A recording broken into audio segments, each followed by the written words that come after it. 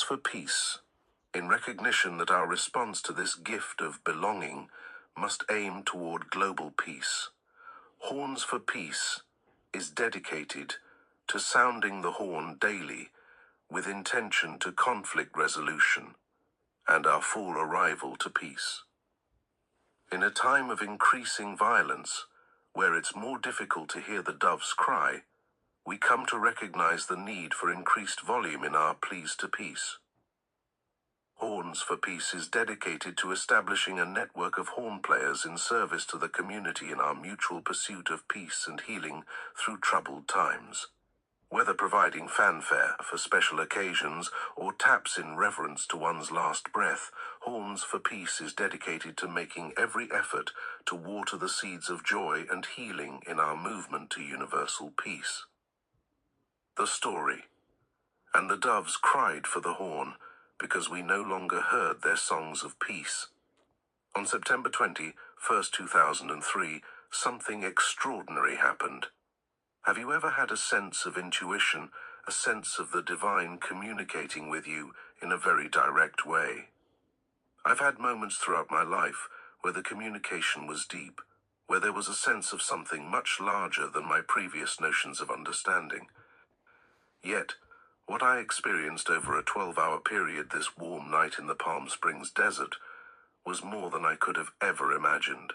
Whether you call it direct communication with God, the Force, the Source, the Divine, or the unified field, I was transformed in a way that will determine the course of my life more than any other event of my 53 years of living. We had been participating in a conference dedicated to global understanding through ancient wisdom, with a challenge to our spiritual activism. There were 2,000 participants with what I found to be some of the greatest minds of our time. Their presentations had a profound impact on opening me to hear that space, that realm of experience where we once again meet the mystery of the universe. I'm grateful for a very full life, where little distinction is made between work and play, where I'm married to a true soulmate that has birthed 2 sons of infinite joy.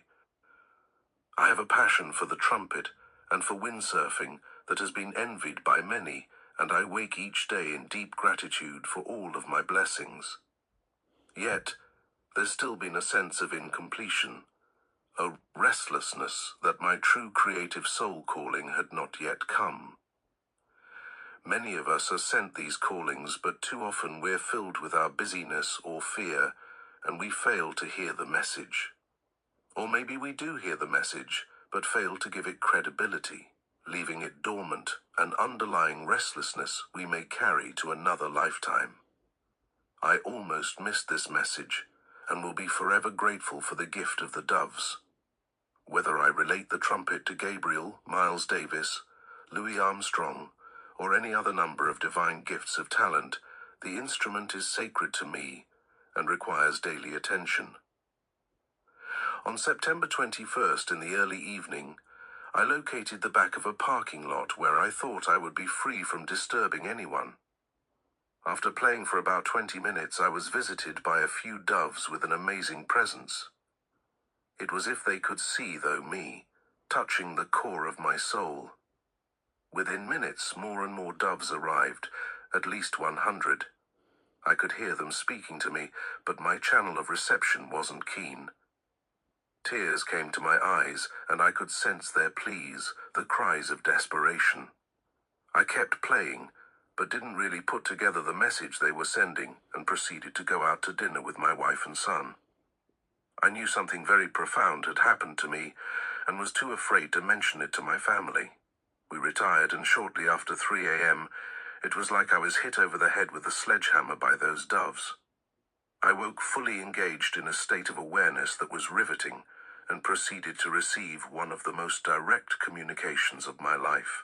The instruction was clear, concise, and a most profound challenge to participate in the healing of our planet. The doves were crying, and there was a perception of frustration that I had been too dense to hear their message earlier. This was one message I was not to miss, as I was told my role in contributing to a greater peace and harmony in the world. The doves have been our greatest inspiration to a peaceful, loving existence. Their message was clear. The violence is increasing as we fail to listen to them. Their plea was for help. They despaired that the bells were no longer being heard. They cried from being filled to overflowing with grief at our increasing appetite for violence in the movies and TV we watch, the violence in the computer games our children play, the violence in the toxic substances we ingest, and the harm we cause one another within the family, community, nation, and world. Their tears came through God, the force, source, unified field, or whatever name you apply to this creative source of life.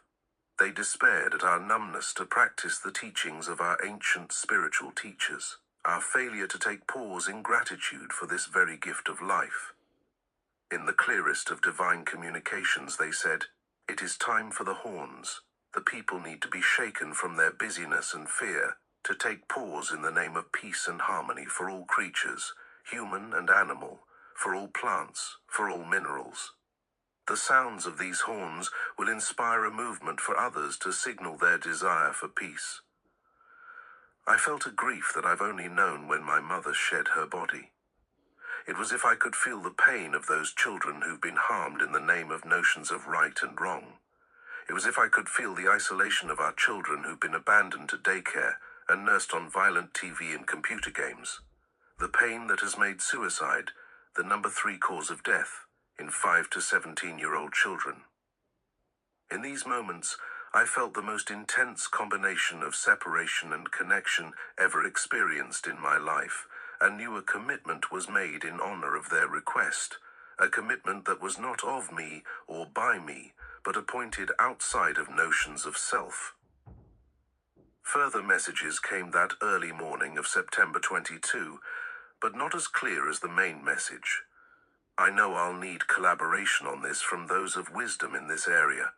The horn would sound for 3 10-second tones on a note, followed by silence. The horns would signal our intention for peace and the end of violence. They would signal our gratitude for the gift of the day. I received a vision of increasing numbers of participants, to the extent that our U.S. Congress would hear the true wishes of the people, a desire for peace, joy, and plenty. Much like the way the message spread in the movie network, "I'm mad as hell, and I'm not going to take this anymore." This would be a signal of love and connection. The message from the doves is that true peace can only come when we are peace, not from anger and violence. This would require mindful horn sounding that would not cause distress to others, yet provide the signal to peace that we no longer hear in the dove's song or the sounding of bells. The movement Horns for Peace was created as gift in the early morning hours of September 22, 2003. It's the response to doves no longer heard in a world that must come to choose the power of peace over the power of power, defense and violence, lest we destroy our planet. Whether you play a horn, honk your horn, or pause in vocal resonance to our mutual intention for a more peaceful universe, know that your action connects with all peoples of all nations, all animals and plants, the elements of the universe, with the divine essence. Please consider your response to the dove's pleas and commit to sounding the horn at sunset in the spirit of intended peace. Conch shells for classrooms. Ancient wisdom has always shown the value to increasing our circle of belonging. In an age where notions of separation, nationalism, and small belonging threaten global peace, it becomes increasingly important for our youth to expand notions of belonging to the global and cosmic community. Before our violence upon one another, there existed the one golden rule to live by. Pila has referenced this as Aloha mai ke akua ipo, to love yourself as you love God. Within the full understanding of this golden rule, we come to experience the reality of damage done to others is truly done to ourselves. Within our acknowledgement, peace comes from intention. Horns for Peace will donate a conch shell to those school classrooms willing to make a sacred contract to sound the conch shell for peace at the beginning of the school day. Teachers would have all students of the classroom send their thoughts on the importance of setting intention to a world without violence. Upon receipt of the request, Horns for Peace will send a conch shell to the classroom, and each student will be encouraged to take a turn at sounding the conch trumpet for peace.